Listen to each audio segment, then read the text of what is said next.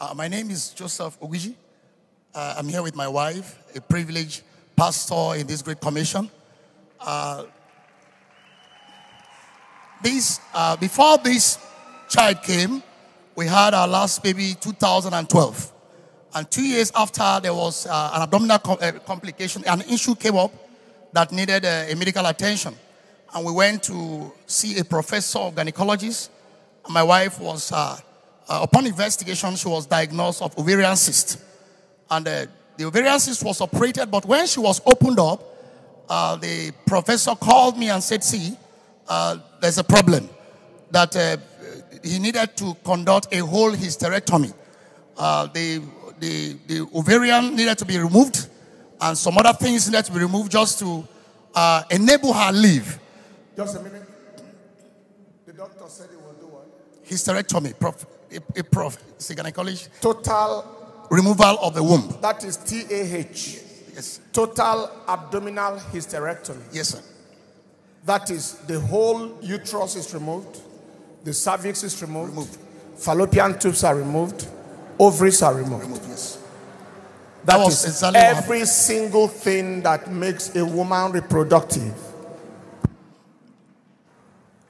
And that was done for what purpose? Just to enable her live. To make her live. Because it was a systemic damage inside of her. And that needed to be carried out just to make her live. Medically, at times, the doctors say, let her lose the womb and save her life. Because the most vascular organ in the body is the womb, the uterus. Has more blood supply than any other part because of the fact that it carries a child. So it can bleed. That's the only organ that can bleed the owner to death. Am I communicating? So the doctors removed the whole thing. Yes. To save her life. Yes. All right. So everything was removed. I obliged. And everything. When was this? That was 2014. 4 years ago. 4 years ago. Everything was removed just to enable her live.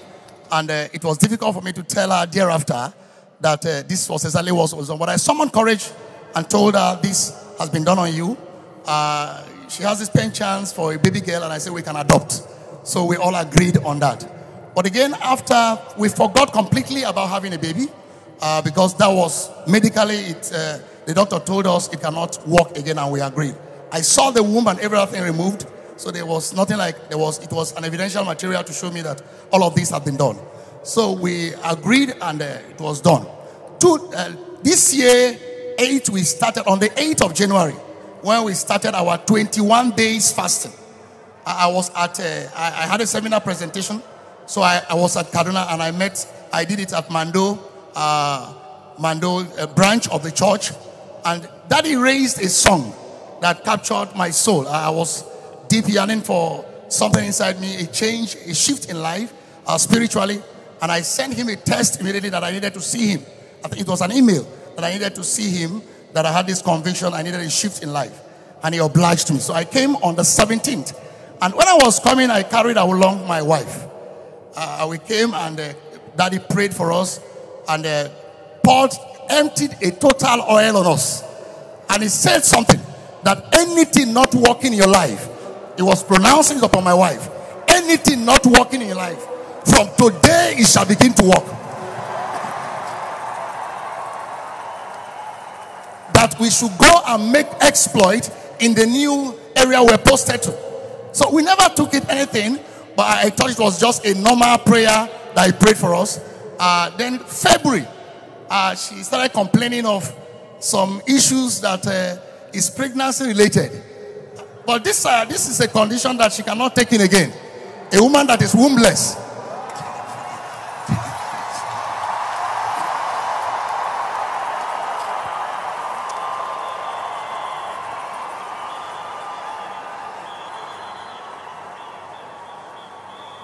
I was afraid. I thought it was other challenge. So I had to put a call to the father and to some of our... You called the father? Yes. Called the father and some of the elder sister to alert them that she's complaining of something now. And again, they just said, okay, let's watch. So it became an issue and a burden to me. But 2 months again, the issue progresses. And it was becoming like a semblance of a baby in her womb.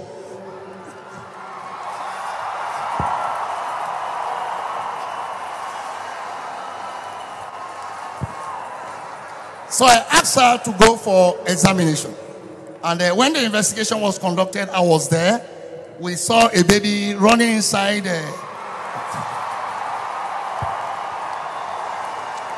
Inside where? Inside where? I told the doctor the medical history. So the doctor said, because my NHIS is there. He said, no, we are not going to handle this on primary issues. It's not going to be a secondary, it's going to be a tertiary medical issue so that they can monitor her. And I said, no problem. And we all started that way. And 6 months, antenatal started. And all of a sudden, on the Wednesday of last month, on the 10th of last month, the doctor now called me a surgeon that he needed a team of other surgeons to handle this peculiar case. And should I avail them the opportunity to go ahead? I said, no, they should go ahead. That is not, it shouldn't be a monetary challenge. So they summoned order and they opened her up. They were going to the theater. It was on Wednesday and I was going to the church. They asked me to donate the blood. I said, I have no blood to donate. That God will take care of her. Daddy said something that when you mind God's work, God minds your work.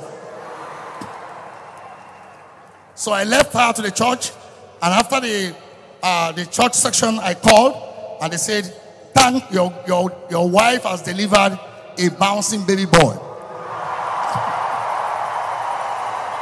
with a weight of 4.5."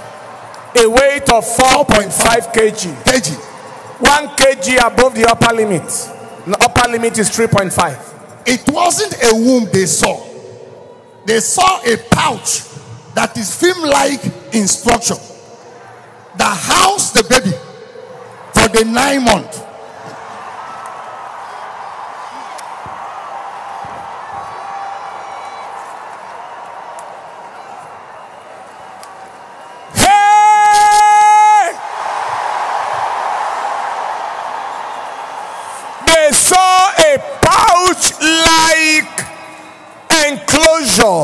That God specially created. There was no uterus, no cervix, no fallopian tubes, no ovaries. But God said, let me show the world.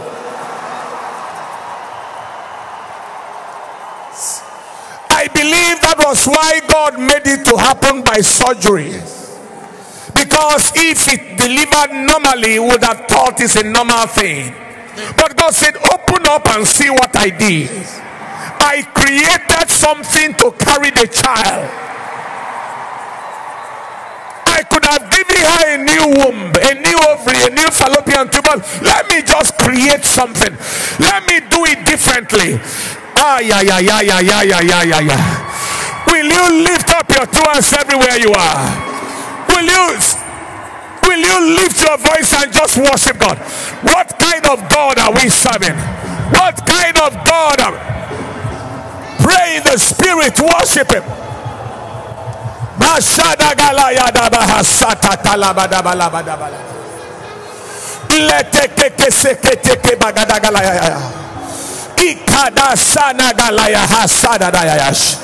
Are you just looking like that? Worship him, honor him.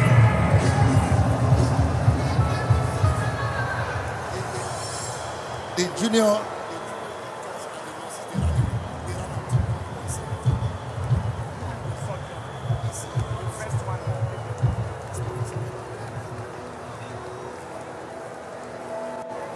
Listen to this. He just told me the name of the surgeon who did the total abdominal hysterectomy that removed the womb. He was my teacher in the university, a professor of surgery. He's a radical surgeon. That was the guy that can do like 10, 13, 14 operations in one day. Yes. He removed the whole thing. And then you talk about when the surgery was being conducted to bring out this child. You said what happened? The nurses ran away. The nurses ran away. They ran out. When they saw, when she was opened, the only surgeon that remained that was begging them to stay was a redeemed doctor. That was I think the supervisory surgeon also. He was speaking in tongue. He said, "What is this?"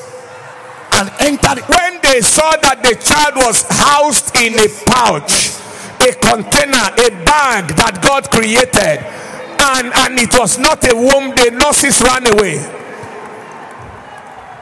The junior doctors ran away. And who told you that the removal of your womb is the end of your life?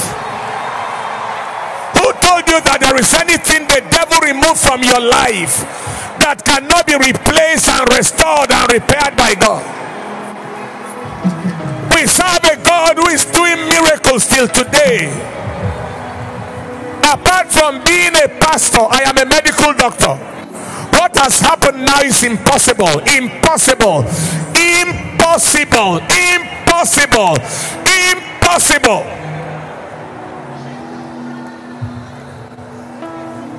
Just lift your hands and worship him. Lift your hands and worship him.